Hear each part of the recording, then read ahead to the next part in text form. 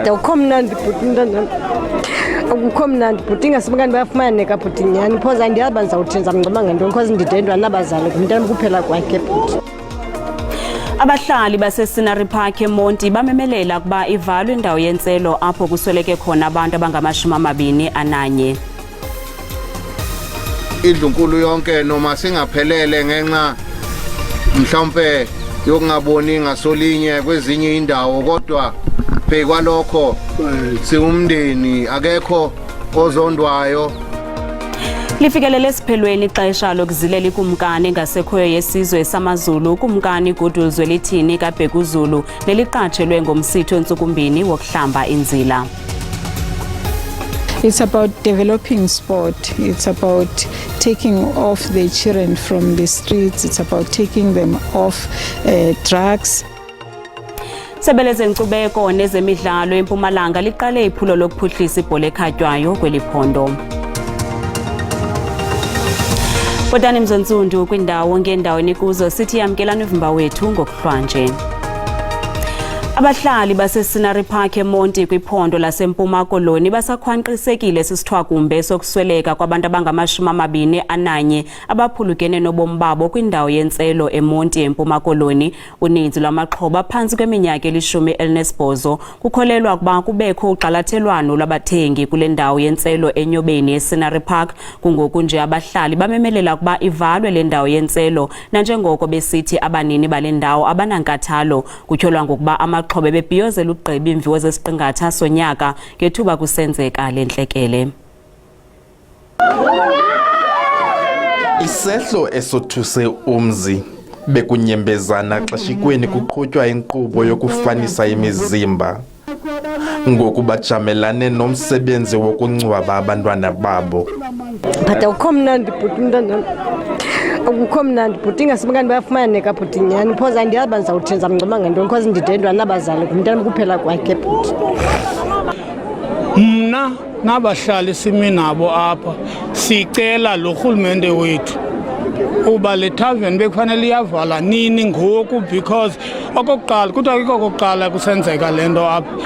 Umastitshi walapha eScenery Park uyivumile kum into yokuba ulikhabhothi uyalikhisha yaye naxa ujonga phaa ngaphakathi andiyazi uinspector lo be-inspector umnika ilayisensi umnike njani na because umnyango mnye bekufanele kukho uphuma ukuba bekhona uphuma xa kukho into eyenzeka ngesingenzekanga esehlo singaka.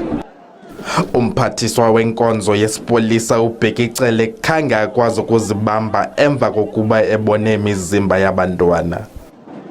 Iminyaka yabo laba base ba-identify abazali irange ku-14 kuya ku-17. The youngest one identified is 13.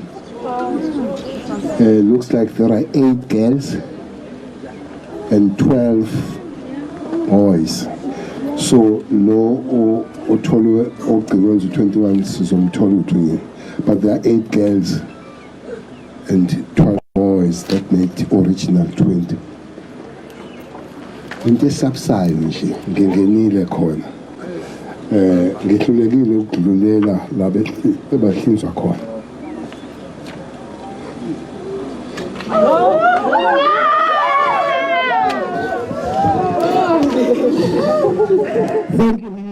Kusenjalo umnini wale ndawo yentselo naye uthi uza kusebenzisana nabakwantsasana ukuzokufumana unobangela wesisehlo. Brayam ndibuhlungu kakhulu manje into eyenzekileyo. Otherwise asiyonto njengosomabhizinisi ebendiyilindele uba ingaba kanti iyehla phaa kulamzi. Kodwa ke izinto ezinjena zivela zihlengisa qophe zingalindelanga ngumntu. Kodwa ke ndinxe umzi wakuthi noko seqwalasela lo mcimbi kwicala lilandelayo siyijonge le nto yenzekileyo uba kwenzeke ntoni na.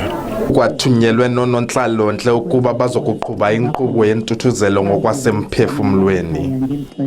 Abongile Yankisi kwiindaba ze-SABC eScenery Park.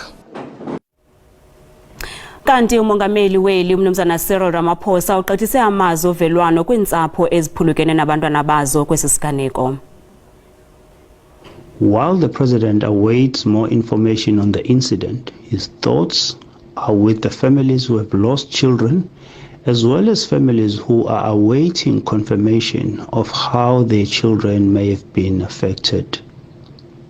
The President is, however, also concerned about the reported circumstances under which such young people were gathered at a venue which on the face of it should be off limits to persons under the age of 18. The President expects the law to take its course following investigations into the tragedy. This tragedy is made even more grave by its occurrence during Youth Month, a time during which we celebrate young people, advocate and advance opportunities for improved socio-economic conditions for the youth of our nation. Lifikelele esiphelweni ixesha lokuzilela iKumkani engasekhoyo yesizwe samaZulu uKumkani Goodwill Zwelithini kaBhekuzulu okukuqatshelwe kumsitho entsukumbini wesintu wokuhlamba inzila nobubanjelwe eBhotwe kwakhangela amankengane kwanongoma.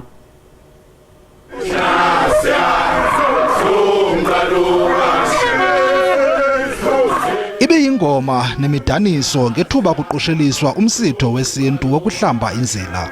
Lo msitho ubukhokelwa iKumkani eqhuzula imikhala yesizwe samaZulu uKumkani uMisuzulu kaZwelithini.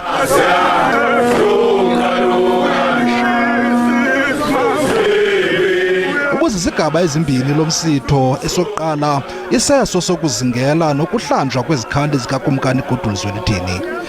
Isilo kodwa futhi sino umsebenzi oba uma kuyile nqina nje sikhiphe izikhali zikayise imkhonto kayise uyikhiphe nokuyihlamba kuba sihambe siyozingela ngayo. Unkosi Mangosuthu Buthelezi uthi ukuqosheliswa kalomsitho kukwaqinisa nobukumkani bukaKumkani uMisuzulu kaZwelithini nanjengoko kusekho iqela elithile kulendlu elihamba ezinkundleni lingafuni ukuba abe ikumkani. De facto and de jure the king is sitting on the throne already. I know of course there's still some litigation. I had to depose an affidavit myself. Was Prince Mbonisi and those who are in his faction have taken a matter to the High Court in Pretoria where they are questioning the actions of the head of state. Ukanti uKumkani uMisuzulu uthi nangona kusekho ukruthakuthwano umnyango wakhe uvulekile kwabo bafuna ukuba inxalenye yenkqubo zakomkhulu. Uthi konke sikubambile sikubamba futhi indlunkulu yonke noma singaphelele ngenxa mhlawumbe yokungaboni ngasolinye kwezinye indawo kodwa phekwalokho siumndeni akekho ozondwayo akekho futhi noma ozothathwa mhlawumbe ayobekwa endaweni lapha adinga ukuthi abuye endlunkulu khona kusekhaya lapha umuzi wesizwe akekho ongenalo ikhaya lokukhosela lapha ekhaya. Alukabhengezwa ke usuku lomsitho wokubekwa ngokusesikweni kukaKumkani uMisuzulu kaZwelithini. Usihlalo we-ANC KwaZulu-Natal uSihle Zikalala ubongoza urhulumente kuba aseke ikomishoni yophando ezaqwalasela unobangela wokungalingani ngokwezoqoqosho kweli. Zikalala uthe likhwelo lihambelana ncakasana nokufezekiswa kwesolotya lomqulu wenkululeko elithi abantu kumele bohlulelane ngobutyebi belilizwe. Zikalala bethetha kwisikhumbuzo somqulu wenkululeko sama-67 eMgungundlovu. Now we must ask ourselves, if Sibuya Sandaqedwa, the commission on the state capture, whether we don't need a commission, ezodila ke manje nokulinganiswa kwabantu base South Africa balingane ngokufanele. We need a commission. We should consider whether we don't need a commission that will look on economic replenishment, aim at eradicating unemployment, inequality and poverty.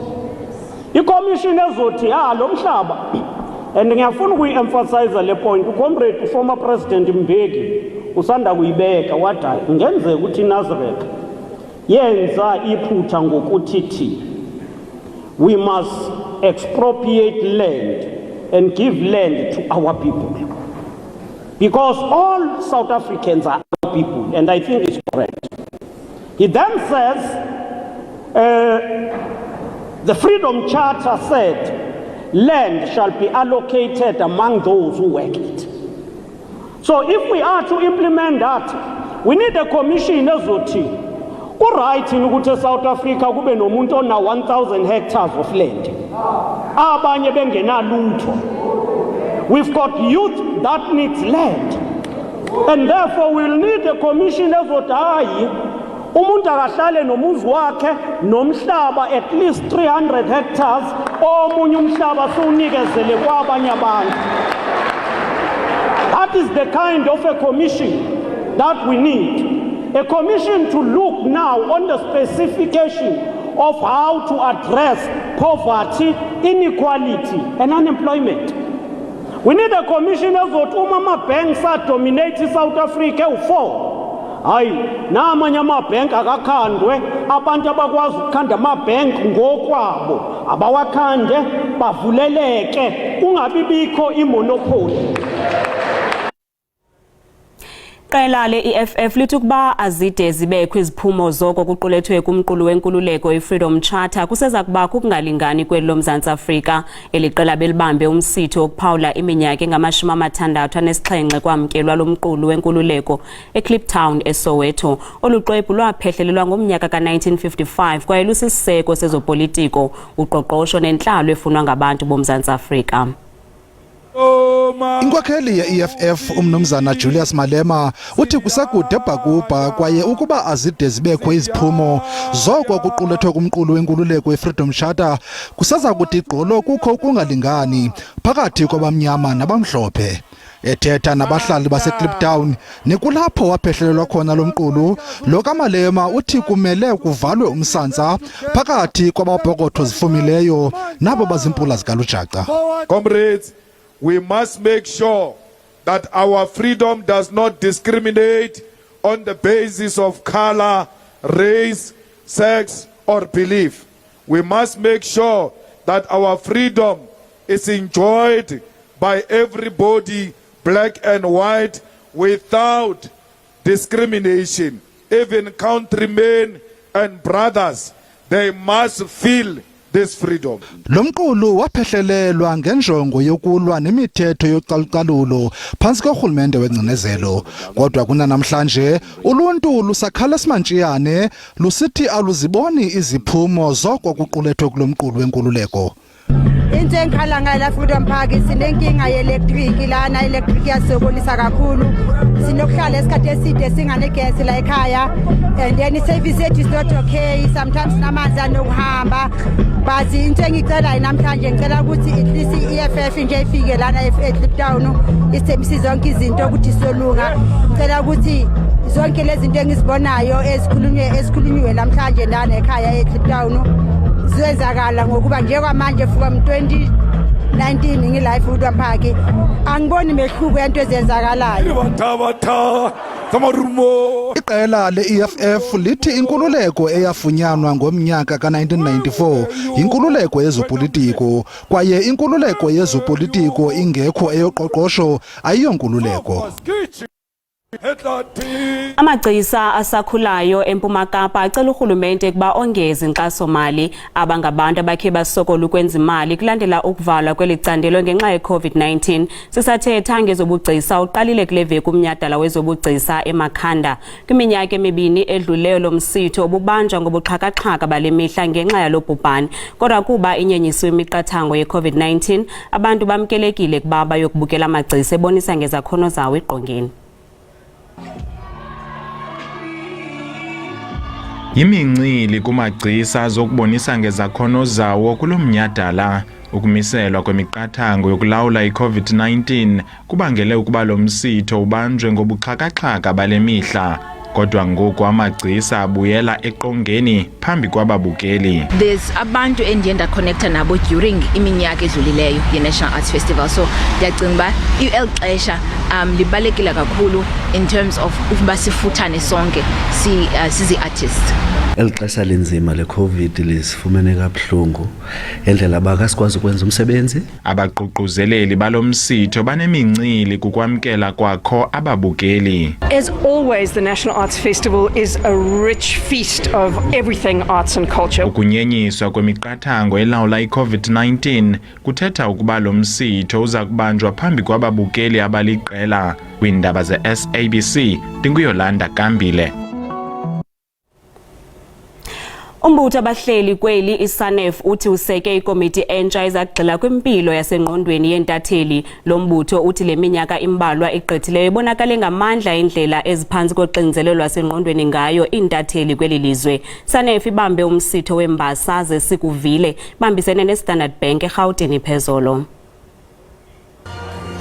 Emva kokuba lo msitho ubumisiwe ngenxa yobhubhane we-COVID-19, kulo nyaka uye wabanjwa kwakhona umsitho wembasa zeStandard Bank Sikuvile Awards kuwongwa intatheli ezibalaseleyo kunyaka ka-2021. Phakathi kwentatheli ezibuye nembasa nguPeter Louis Mayberg weDaily Maverick nophumelele kwicandelo lezophando lobuntatheli neyeyona mbasa ibijongwe ngamehlo abomvu kulo msitho.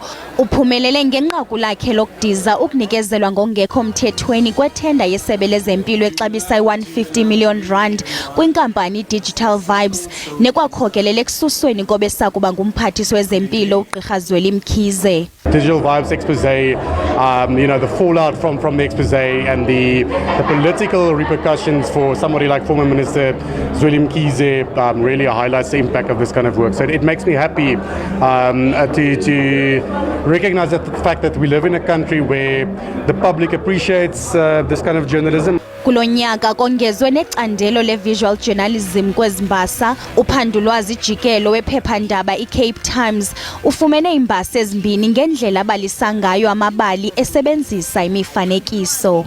We try to tell stories in our own way and then not knowing what people are going to think of our work. We tell the stories it is. Ukanti nejelo le-SABC lifumene imbasa. Umvelisi wenkqubo iStories Untold e-SABC uNomvuyo Ntanjana uwongwe ngembasa ngebali likaTatum de Pierce. Last night was very surreal for me. I mean, to have what you are most passionate about, which for me is journalism, storytelling, and especially stories of the marginalized. So to have that work recognized by the Editors Forum, I'm deeply humbled and honored for the recognition. Nanjengoko bekuwongwa intatheli ezibalaseleyo, iSANEF isebenzise eliqonga ukuphawula imeko eziphila phantsi kwazo intatheli nezidala uxinzelelo lwasengqondweni. Kungoku nje iseke ikomiti ezakuqwalasela lo mba. We today formed a committee, a subcommittee of our management committee, which is led by Katie Katupodis, which will concentrate on the safety of journalists and mental health. Usihlalo weSANEF uthi nangona kukho imingeni kwelicandelo kodwa liyakhula izinga lentatheli kweli lizwe kwaye oku kubonakale ngamandla kulo msitho nalapho kuwongwe intatheli ezibalaseleyo. Kanti abantu baphefumule ngenqaku lokusweleka kwabantu kwindawo yentselo enyobeni eScenery Park eMonti eMpuma Koloni. Njengomzali msasazi ayona into yasenyobeni ibhlungu kakhulu. Kwaye ude wakhala nomphathiswa wezamapolisa uBhekicele. Nxesi kwezantsapho zonke ziphulukene nabantwana bazo. Ibhlungu kakhulu lanto msasazi ibhlungu kakhulu. Ndiyacela nabantu baye kugxeka abazali. Sekonakele. Asipholiselane nize masivelane nezafamily. Kwezindaba ezimbi ke lezo ezwakalayo zokunyathelana kwabantu kuzobe nabantu abafayo. Lokho kubuhlungu kakhulu sithi dudu emndenini elahlekelwe. Awuhlangana ngehlanga sengathi bengathuthuzana. Isigameko esimbi lesi nesishaqisayo esenzekile kemangaza ngempela ukuthi ngabe abantu abaningi ngangaka ngabe kwenzakaleni ngabo. Siyathemba ukuthi sizotholakala isisombululo kuvela ukuthi yini imbangela edala ukuthi kushona abantu abaningi ngangaka endaweni eyodwa. Umsasazi zibuhlungu izindaba esizivile kwesisiganeko kodwa ke sithi uThixo ukhona umsasazi kulomakhaya bababeke naphambili. Ngithanda kusho ukuthi Thuthu emndenini mina umbono wami ngibona ukuthi mina kufanele ukuthi banikade baleyo ndzawo nangabe kunemicimbi abati ukuthi kungena ngaphi ebantu kungangeni abantu labanyenti kakhulu futhi babe nema security agade egedeni. Kwezemidlalo isebe lezenkcubeko ezemidlalo nolonwabo eMpumalanga liqale iphulo lokuphuhlisa ibhola ekhatywayo kweliphondo. Lana ke kusesekhunda eMpumalanga kuleli dolobha kunelilokishi lelatiwa ngekuthi imbalenhle kulapho ke kutfolakala khona licembu lebafana nemamfumbatane lelatiwa ngekuthi Sasol Juventus. Leli cembu lenda letibukwako. Last season they did took the Sasol League but they were defeated on the playoffs. They were supposed to go to Hollywood. We say thank you even to our teams that are developed. Hence we have managed to have our team that 3 players that were selected to represent us. Isafa ke yenda lubito lwekuthi tinkampani tifake sandla phela esivivaneni ngekuthi tilekelele kutheni kutfufukiswe imidlalo. Sasol has been carrying women's football since 2009 alone, and we are really grateful for that support, but they cannot do it alone. Kokuqala kusebenza kwale partnership yethu la banikela khona kuma club lang 40 babaniketa emajezi nemabhola nemanethi equipment nje yonke. We do believe that if we contribute and create impact on sports development, on culture, we are able to create a better youth. Kunelithemba lekuthi lesipho sitawukwenda nalabanye ukuthi bakhuthale kutemidlalo. Mina ke ngingumduduzi Ndlovu. Leti tindzaba te-SABC esekhunda eMpumalanga. Kamnandi mawethu.